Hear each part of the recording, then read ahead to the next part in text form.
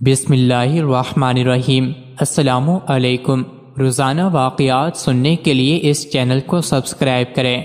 حضرت سیدنا محمد بن داؤد دینوری رحمۃ اللہ علیہ فرماتے ہیں، میں نے حضرت سیدنا اسحاق بروی رحمۃ اللہ علیہ کو یہ فرماتے ہوئے سنا کہ ایک مرتبہ میں بصرہ میں موجود تھا کہ میرے پاس حضرت سیدنا ابن خیوطہ رحمۃ اللہ علیہ تشریف لائے اور میرا ہاتھ پکڑ کر فرمایا، چلو ہم ابلا چلتے ہیں، یہ بصرہ کے ایک قصبے کا نام ہے۔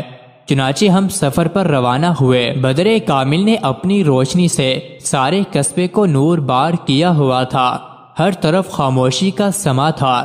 جب ہم اس قصبہ کے قریب پہنچے تو وہاں ایک عظیم الشان عمارت نظر آئی جو کسی رئیس کی ملکیت میں تھی۔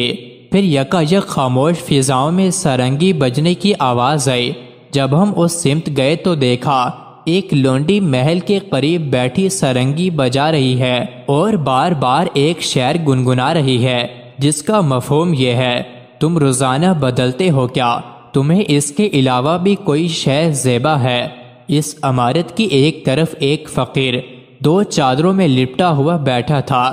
جب اس نے یہ شعر سنا تو زور زور سے چیخنے لگا اور لونڈی سے کہنے لگا، خدارا وہ شعر مجھے دوبارہ سناؤ، ہائے افسوس، میرا حال بھی میرے رب کے ساتھ ایسا ہی ہے، جلدی کرو مجھے دوبارہ وہ شعر سناؤ۔ جب اس لونڈی کے مالک نے یہ حالت دیکھی تو لونڈی سے کہا، سرنگی بجانا چھوڑ دو اور اس فقیر کو جا کر شعر سناؤ، یہ خدا رسیدہ بزرگ ہے۔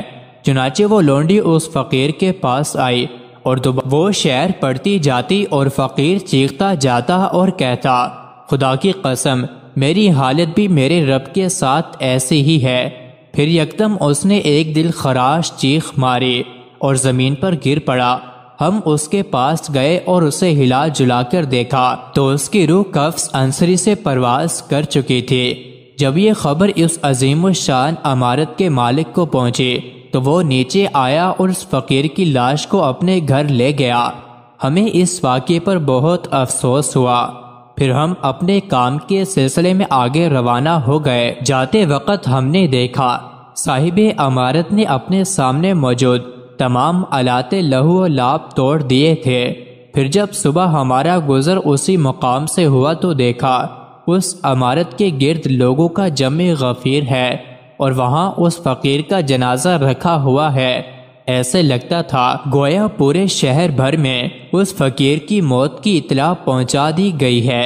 شہر کا ہر عام و خاص اس کے جنازے میں شرکت کے لیے موجود تھا، قاضی اور حکام بھی وہاں موجود تھے۔ پھر اس خدا رسیدہ بزرگ کے جنازے کو سوئے قبرستان لے جایا گیا۔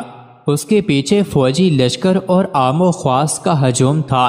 سب کے سب ننگے سر اور ننگے پاؤں تھے، سب افسردہ و غمگین تھے۔ جب اس مرد قلندر کو دفنایا گیا تو اس عمارت والے رئیس نے لوگوں سے کہا، تم سب لوگ گواہ ہو جاؤ، میرے تمام غلام اور لونڈیاں آج کے بعد اللہ تعالیٰ کی رضا کی خاطر آزاد ہیں۔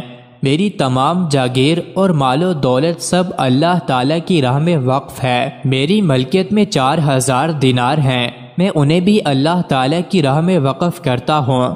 پھر اس نے اپنا قیمتی لباس اتار کر پھینک دیا۔ اب اس کے پاس صرف ایک شلوار باقی بچی۔ اس نیک بخت رئیس کی یہ حالت دیکھ کر قاضی نے کہا، میرے پاس 2 چادریں موجود ہیں، آپ وہ قبول فرما لیں۔ چنانچہ قاضی صاحب نے اس رئیس کو وہ 2 چادریں دے دیں۔ اس نے ایک کو اوڑھ لیا اور دوسری کو بطور تہبند استعمال کیا۔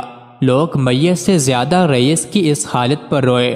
پھر وہ نیک بخت رئیس مالک حقیقی کی رضا کی خاطر اپنی تمام دولت چھوڑ کر دائمی نعمتوں کے حصول کے لیے ایک نامعلوم سمت روانہ ہو گیا۔ مزید ایسی ہی ویڈیوز کے لیے چینل کو ضرور سبسکرائب کریں۔